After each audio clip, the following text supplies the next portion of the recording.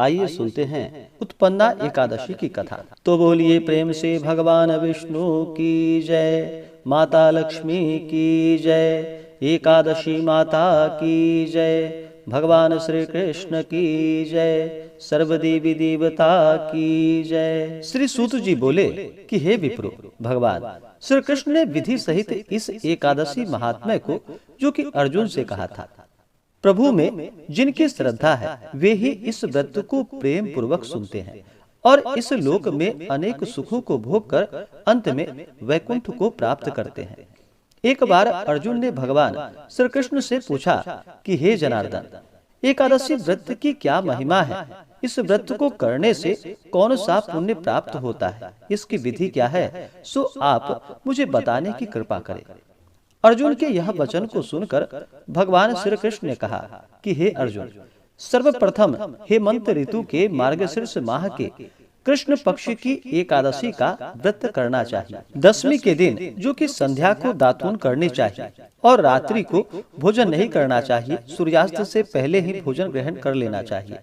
और एकादशी तिथि के दिन, जो कि प्रातः काल उठ करके नित्य क्रियाओं से निवृत्त हो करके गंगा नदी, तालाब या कुएं पर स्नान कर शुद्ध हृदय से संकल्प करना चाहिए और सर्वप्रथम मृतिका स्नान करना चाहिए, अर्थात मिट्टी का चंदन लगाना चाहिए, जो कि मंत्र इस प्रकार से है: अश्व क्रांते रथ क्रांते विष्णु क्रांते वसुंधरे अदधृतासी वराहेन कृष्णेन शतबाहुना मृतिके हर मे पापम जन्मया पूर्व संचितम त्वया हतेन पापेन गच्छामि परमाम गतिम। इस प्रकार से मिट्टी का लेपन लगाना चाहिए और स्नान के उपरांत धूप दीप नैवेद्य से भगवान की पूरे विधि विधान के साथ पूजा और अर्चना करनी चाहिए। तत्पश्चात व्रत का संकल्प करना चाहिए और चोर, पाखंडी, मिथ्यावादी, अपवादी, देव द्विज निंदक, अगम्यवादी, दुराचारी, पराया धन हरणे एवं देव द्रव्य चुराने वाले पुरुषों का ना तो दर्शन करना चाहिए और ना ही उससे संभाषण करना चाहिए। कदाचित ऐसा अवसर आ भी जाए तो उपरोक्त वर्णित दुष्टों का दर्शन या संभाषण करना ही पड़े तो इस पाप के नाश के लिए सूर्य का दर्शन करना चाहिए। रात्रि में निद्रा एवं मैथुन का त्याग करना चाहिए और नृत्य गीत आदि कर रात्रि में जागरण करने चाहिए। भक्ति श्रद्धा से परिपूर्ण हो ब्राह्मणों को दान दक्षिणा दे और उनको प्रणाम कर अपनी भूलों के लिए क्षमा याचना करनी चाहिए। धार्मिक सज्जनों के लिए शुक्ल पक्ष एवं कृष्ण पक्ष की दोनों ही एकादशियां समान एवं पुण्यप्रद हैं। अस्तु, जो भक्तजन नियम अनुसार दोनों एकादशियों का व्रत करते हैं उनको जो पुण्य फल प्राप्त होता है, शुद्ध तीर्थ में स्नान कर भगवान का दर्शन करने का पुण्य फल उनके 16वें अंश के समान भी नहीं होता। व्यतिपात योग में, संक्रांति में, सूर्य एवं चंद्र ग्रहण के समय कुरुक्षेत्र में स्नान करने का जो फल होता है वह सब एकादशी के व्रत करने वाले को अनायास ही प्राप्त हो जाता है। अथवा अश्वमेध यज्ञ करने से 100 गुना अधिक पुण्य फल प्राप्त होता है।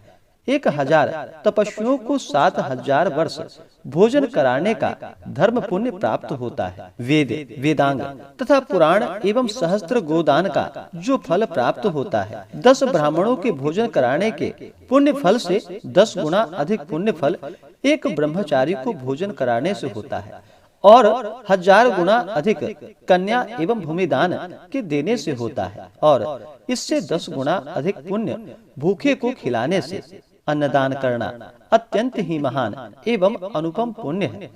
इसके प्रभाव से देव और पितरगण दोनों ही संतुष्ट होते हैं और इसका संपूर्ण महात्म्य देवताओं को भी दुर्लभ है। नित्य व्रत करने का आधा फल एक मूल व्रत में होता है।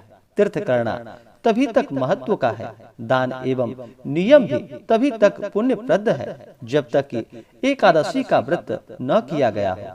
शंख द्वारा जल पीना वर्जित है, मछली एवं मांस का खाना भी वर्जित है। 1000 यज्ञ भी एकादशी की बराबरी नहीं कर सकते। फिर अर्जुन ने पूछा कि हे जनार्दन, आप इस व्रत को इतना सम्मान देते हैं और इसके फल को इतना महान बतलाते हैं, ऐसा क्यों? इसका क्या कारण है? अर्जुन का ऐसा प्रश्न सुनकर भगवान श्री कृष्ण ने कहा कि हे पांडुनंदन, सतयुग में एक मूर नामक महाबलवान दैत्य हुआ था। उसने समस्त देवताओं को मारकर देवलोक से भगा दिया।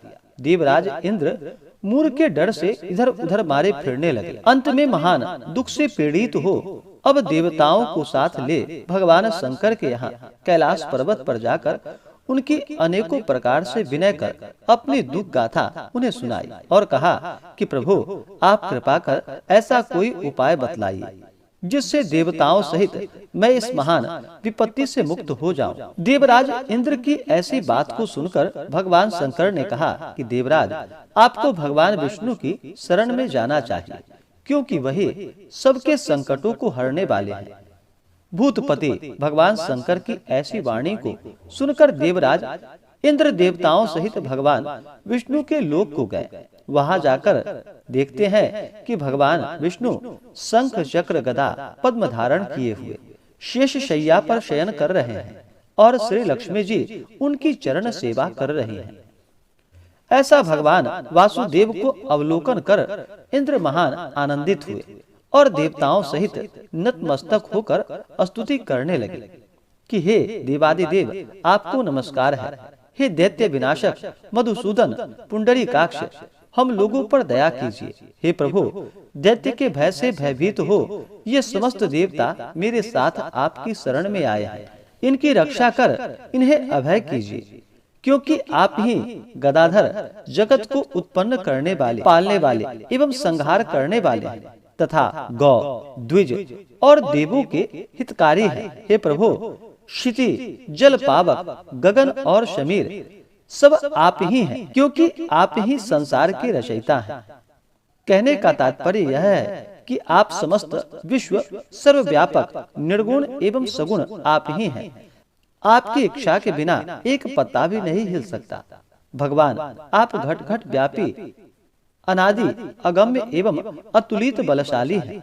आप अशरण शरण दीन हितकारी हैं। आप अनाथों के नाथ, सदैव अपने भक्तों के साथ हैं। हे भगवान, अब आपके बिना हमें त्राण देने वाला और कोई नहीं है।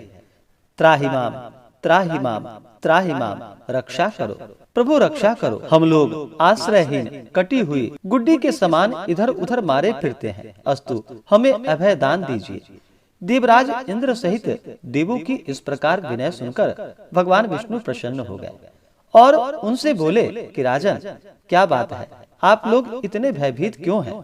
आप लोगों को किसने सताया है? आप समस्त वृतांत मुझसे कहिए और भय को त्याग कर निर्भय हो जाइए। भगवान विष्णु को सदैव देखकर देवराज इस प्रकार कहने लगे कि भगवान, पूर्व काल में ब्रह्म वंशोत्पन्न एक नारी जंघ नामक महाबलशाली दैत्य था और सभी देवताओं को महान कष्ट देता था। उसी का पुत्र अब जिसका नाम की मूर है और जिसकी राजधानी चंद्रावती है, अपने पिता से भी बलवान है। अपने अनुपम बल और अलौकिक तेज के कारण संपूर्ण विश्व पर विजय कर देवताओं को देवलोक से निकाल दिया है और सभी देवताओं का स्थान स्वयं ही ग्रहण कर लिया है। भगवान इंद्र, वरुण, यम, कुबेर सब कुछ वही है और आज व्योम पर प्रखर मार्तंड के समान त्रिलोकी को तपा रहा है। अस्तु, अब आप हम सब देवताओं पर परम अनुग्रह कर उस दुर्दमनीय दैत्य का संहार कीजिए और हम शरण में आए हुए हैं, देवताओं की रक्षा कीजिए। भगवान विष्णु इंद्र के मुख से उसका अत्याचार सुनकर क्रुद्ध हुए और रोष पूर्वक इंद्र से बोले कि देवराज, घबराओ नहीं, शीघ्र ही मैं उस दुष्ट का संहार करूंगा। अतएव अब तुम सब लोग एकत्रित हो चंद्रावती नगरी पर आक्रमण कर दो और सदा मुझको अपने समीप समझकर रंच मात्र भी भय ना करो। भगवान की ऐसी आज्ञा को पाकर देवराज इंद्र ने देवताओं को साथ लेकर चंद्रावती नगरी को आकर घेर लिया। समाचार को पाकर दैत्यराज मूर भी अपनी सेना ले उनसे युद्ध करने लगा। देखते ही देखते महाभयंकर युद्ध होने लगा और देवता लोग उसकी विकट मार को सहन नहीं कर सके और भागे। दैत्यों ने भागते हुए देवताओं को मारने की इच्छा करके उसका पीछा करना चाहा, परंतु उसी समय भगवान विष्णु, जो कि शंख, चक्र, गदा एवं पद्म धारण किए हुए वहां आते दिखाई पड़े, उनको देखते ही सब के सब उन्हीं के ऊपर टूट पड़े। भगवान विष्णु ने अपने दिव्य अस्त्रों द्वारा राक्षसों का संहार करना आरंभ कर दिया। यद्यपि भगवान विष्णु के दिव्यास्त्रों द्वारा दैत्यों का अनवरत संहार हो रहा था, तथापि दैत्यराज मूर निश्चल और वीरता पूर्वक संग्राम भूमि में युद्ध करता रहा। भगवान विष्णु के दिव्य एवं तेजवान अस्त्र भी दैत्यराज के शरीर पर लग लग कर व्यर्थ होने लगे। अपने अस्त्रों को असफल होते देख भगवान विष्णु को अत्यंत क्रोध हुआ और उन्होंने अस्त्र शस्त्रों को एक ओर फेंक उससे लिपट गए और मल्ल युद्ध करने लगे। परंतु अत्यंत परिश्रम करके भी वे दैत्यराज को पराजित नहीं कर सके। तब भगवान बहुत थक गए और बद्रिका आश्रम की ओर चले गए और वहां जाकर बहुत ही जीर्ण हो गए। तब एक गुफा को देख उसमें प्रवेश कर गए। इस गुफा का नाम हेमवंती था। भगवान विष्णु वहां जाकर सो गए। पीछा करता हुआ दैत्यराज मूर भी वहां पहुंचा और भगवान विष्णु को वहां निर्भय सोता देखकर उन्हें मारने के लिए आगे बढ़ा कि दानवों के परम शत्रु विष्णु को मारकर दानवों को सदा के लिए निष्कंटक बना दूंगा।